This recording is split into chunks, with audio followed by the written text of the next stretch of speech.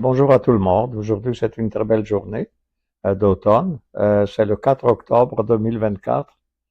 Et à part la belle journée, on a aussi eu des belles statistiques. Ce matin sont sorties des statistiques sur le taux de chômage. C'est un vendredi. Donc, le premier vendredi du mois, c'est sorti les statistiques sur le chômage américain, ou enfin le non-chômage, c'est-à-dire création d'emplois. Et ils ont créé d'emplois plus que prévu. Et donc, finalement, c'est très positif.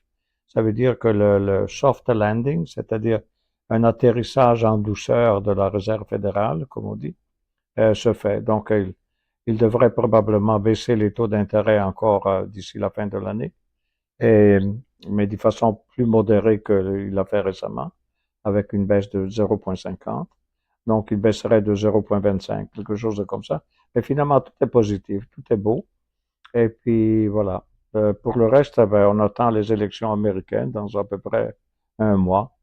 On devrait être fixé avec tout ce bombardement médiatique de qu'est-ce qui fait un candidat par rapport à l'autre. Mais de quoi on va parler aujourd'hui? On va parler de quelque chose qui n'a rien à voir avec la démocratie, vraiment. Et c'est le mandat du ciel. Le mandat du ciel, enfin, c'est beau à dire, mais qu'est-ce que c'est au juste? Le mandat du ciel, c'est un concept clé de la philosophie chinoise. Donc, le mandat du ciel, comme dit la première page, est un concept chinois qui légitime le pouvoir des empereurs, donc c'est ancien tout ça, en fonction de leur vertu et de leur sagesse. Donc, une exploration de la légitimité politique en Chine. Parce qu'on peut se demander encore comment ça se fait qu'un milliard 400 millions n'ont pas de droit de vote et tout ça. C'est pas qu'ils n'ont pas le droit de vote, mais dans leur culture, finalement, la légitimité vient finalement de peut-être de ce mandat du ciel, la légitimité de ceux qui gouvernent actuellement. Et donc, qu'est-ce que c'était au juste? C'est le lien, voyez-vous, concept de légitimité, légitimité, pardon, du pouvoir. C'est un lien entre le pouvoir divin et la gouvernance. Comme on a connu les rois en Europe, et puis c'est à peu près le même principe, là. Origine historique de la philosophie chinoise. Donc, c'est la dynastie Zhou. Finalement, il est apparu sous la dynastie Zhou, donc, notez bien, en 1122 avant Jésus-Christ, mais jusqu'à 256 avant Jésus-Christ. Donc, c'est une longue période. Ce concept a été utilisé pour justifier les renversements de la dynastie Shang. Sans rentrer trop dans les dynasties et tout ça, mais vous avez tout ça sur Internet. Tout est expliqué. Donc, il y a ce duc de Zhou, de la famille Zhou, la dynastie Zhou. Il est considéré comme l'initiateur de cette notion. La notion est intéressante parce que, regardez, les principes clés, c'est la vertu et sagesse. C'est-à-dire, les dirigeants doivent être vertueux et sages pour conserver le mandat du ciel. Révocation. Ça peut être révoqué, ce mandat. Le mandat peut être retiré en cas de mauvaise conduite et de corruption. Donc, ça demande, c'est un concept bouddhiste, je crois, et ça demande finalement que les gens qui nous gouvernent bien, et dans l'intérêt finalement des personnes qui sont gouvernées.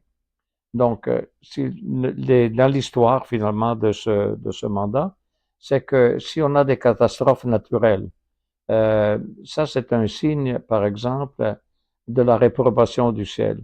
Donc, s'il y a finalement des inondations, des choses vraiment, des tremblements de terre, tout ça est considéré des catastrophes naturelles.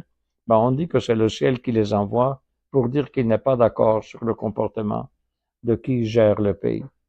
Donc, c'est finalement, ça sert à justifier les cycles de dynastiques, c'est-à-dire la montée et la chute des dynasties en fonction de la perte ou de l'acquisition du mandat.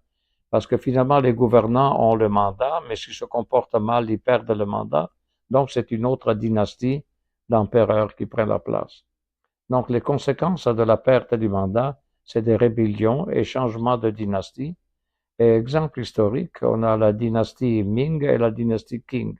À vous de chercher, de fouiller plus c'est la connaissance de tout ça, parce que c'est un grand discours. Mais quand il dit rébellion et changement de dynastie, il faut penser que, par exemple, en Europe, en 1200, je crois que c'était 1200, en 1200, certainement le roi de France a finalement divorce de l'actuelle épouse qu'il a pour marier une autre femme. Et le pape n'était pas d'accord là-dessus. Donc le pape a dit, OK, si tu ne divorces pas de la deuxième femme, que moi je ne suis pas du tout d'accord que tu limoges une femme pour en prendre une autre, donc j'enlève le droit des citoyens de t'obéir. C'est à peu près le même principe finalement, le principe de le mandat du ciel, le pape représentant le ciel, et donc le mandat du pape était de favoriser une révolution en France contre le roi, parce que le roi ne correspondait pas finalement à ce que l'Église voulait. L'Église ici, soi-disant, c'est le ciel. Donc il y a des parallèles là-dedans, mais dans le cas de la Chine, c'est apparemment plus profond encore, parce que l'histoire de ce qui est arrivé en 1200, donc en Europe, en réalité en 1300, donc un siècle après, un autre roi français fait quelque chose de semblable, comme le précédent, et le pape lui dit non, non, je brise le lien entre d'obéissance des citoyens par rapport à toi. Mais le résultat, ça a été que le roi de France est allé envahir finalement Rome, est allé finalement avec ses troupes, et il a mis le pape en prison. Donc, donc finalement, c'est pas vraiment une, comment dire, ce mandat du ciel, finalement, ça vaut ce que ça vaut, au moins en Europe. Tandis qu'ici, c'est qu'on a eu des dynasties successives, c'est-à-dire l'utilisation du mandat pour légitimer le pouvoir des nouvelles dynasties chinoises. Et c'est une philosophie confucéenne, donc Confucius, donc intégrité morale et bienveillance comme base de la gouvernance légitime. C'est très beau finalement tout ça. C'est-à-dire, on a le droit de gouverner si on fait l'intérêt des citoyens, en quelque sorte, mais d'une façon positive et bienveillante et tout ça. Donc, finalement, quelle est la conclusion? C'est que c'est un mandat et moralité, c'est-à-dire, c'est un lien entre l'éthique et le pouvoir, c'est l'importance de la moralité dans la gouvernance, et c'est le rôle des leaders éclairés, et on se réfère toujours à la Chine ici, et l'impact durable, c'est que le mandat du ciel a façonné la pensée politique et culturelle chinoise pendant des millénaires.